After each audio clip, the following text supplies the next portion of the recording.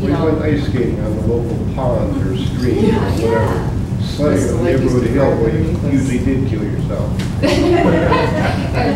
You know, twisted ankle, part of the learning process.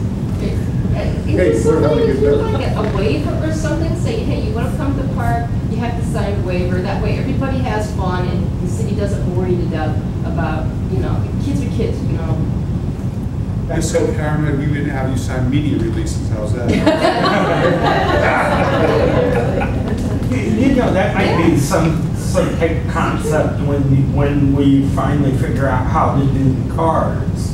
That might be something you could work in with the Right. University Park Alliance card, where if you have that card, you have a waiver on file that you will not hold the University Park Alliance. It's Or fun, it's more, partner is liable for any. you know, to cover your use of any of the facilities, you know, and have an exception in there, you know, if you show negligence or something, fine, but, you know, But if you that's have an something- accident, you know, you had an accident, for Christ's sakes, you know, you all have I accidents. tell you, probably as an attorney, though, here's, I tell you, my experiences. I've been at the city 20 years, and I was a part of the skate park construction. If anybody's ever been at the skate park, at the BMX parking. If you listen to the attorneys, we'd never do anything. I mean, and I mean, I sat in many meetings where the attorneys were saying, you can't do a skate park. That's crazy. The city did a skate. The city did a BMX park. So there have been opportunities where we've really taken on some risks that we knew, wow, that may not be, certainly the attorneys advised against it, but we went ahead and did it anyways.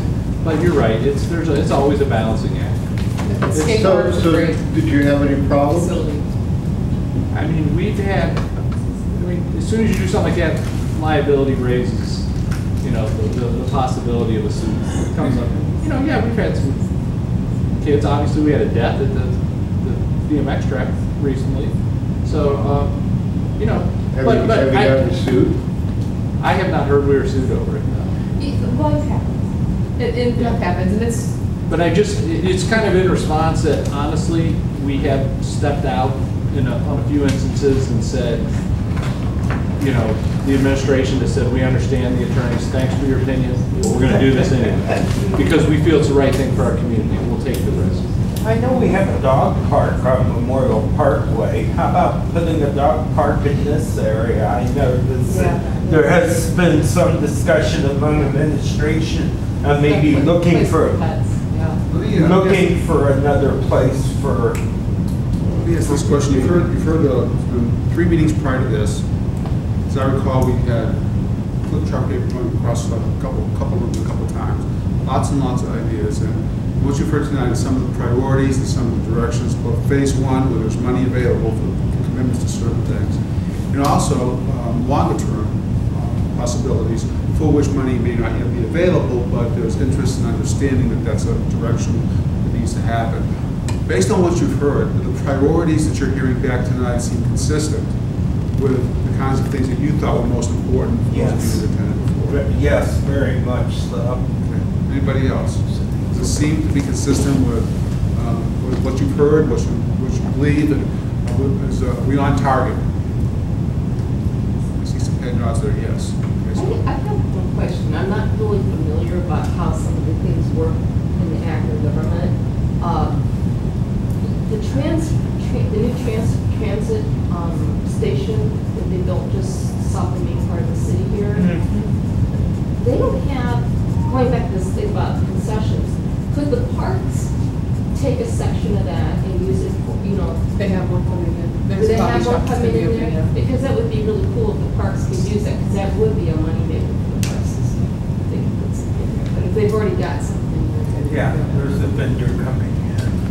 Second question, since most of you either said yes or shook your head yes, that the priorities are pretty consistent with the input received, is there anything that is bothering you tonight that hasn't been addressed, that came up earlier, that needs to get back on the sheet? What's missing? What's bothering you? Aaron? Something we were talking about before we got started. You know, you're talking about security cameras and that, and As I was telling Ann, well, that's nice, they'll film the rape as it happens. What good does that do? You know, you might catch a person afterwards. Presence has always been a much better deterrent. Why can't we spend some money, you know, especially since there are so many unemployed police now who could use jobs, and get live patrols to go What on. patrols? Live patrols. You know, people who walk through these parks, not drive by. Because any smart kid will go, well, they drive by about every half hour and I can see the headlights. You know, people on foot walking the parks.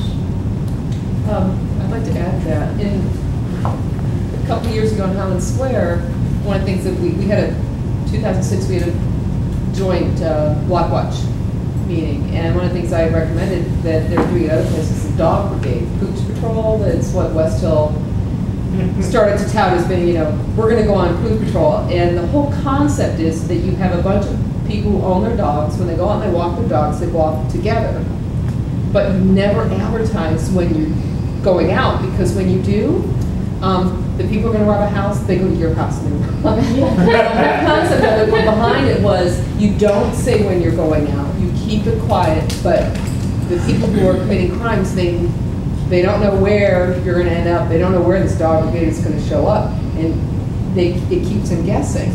And it has been proven to lower crime, robberies and that kind of crime, that when they just don't know when you're showing up. But you can't use it as a PR tool, because that just backfires. So we had two the people walking their dogs got robbed because they wanted the glory rather than just doing the quiet work behind the scenes. And that actually has, says there's backlash, but it has been successful, lowering crime, and it helps build up community too. Because when you've got 10, 15 people walking with dogs, and it's not vigilante, and there's training by the police, because you don't want torches and pitchforks. You know? It builds, it's a positive way of taking back the streets in a very warm and fuzzy way, and also being effective. If I could address that a little bit, I will tell you that when we sat and began to look at designs for improving each of these parks, we definitely had safety and security as one of our primary kinds of thought processes. So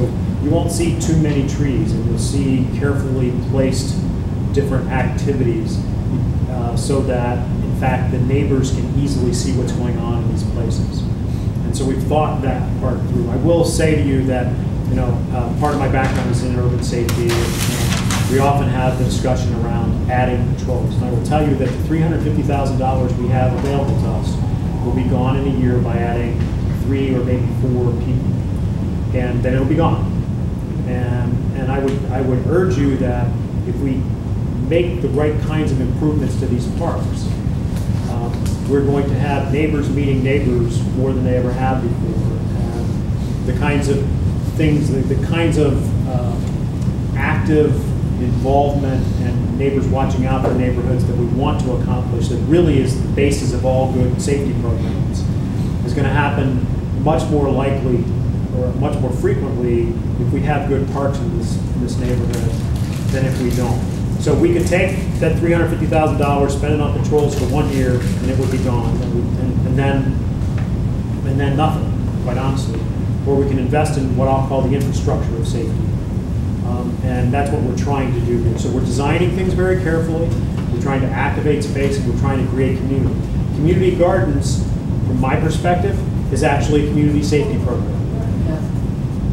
Because, and playgrounds for small children, from my perspective, is a community safety program. Because both of those things bring neighbors together to get to know each other, who will then look out for each other. And that's how you create the safety. So we're very sensitive to it. We're just really, frankly, going at it in a little bit different way. And quite honestly, it doesn't mean that we won't go to the Akron Police Department or even our own University Police Department and ask them to do a little bit better patrol. But I got to tell you, when you look at patrol coverage in the city of Akron, because the university sends so many of their officers off campus, we've got the best patrol coverage any place in Akron right now. Thank you very much. Terrific. Appreciate it. We'll get all this typed up. It's part of our minutes, and this information will be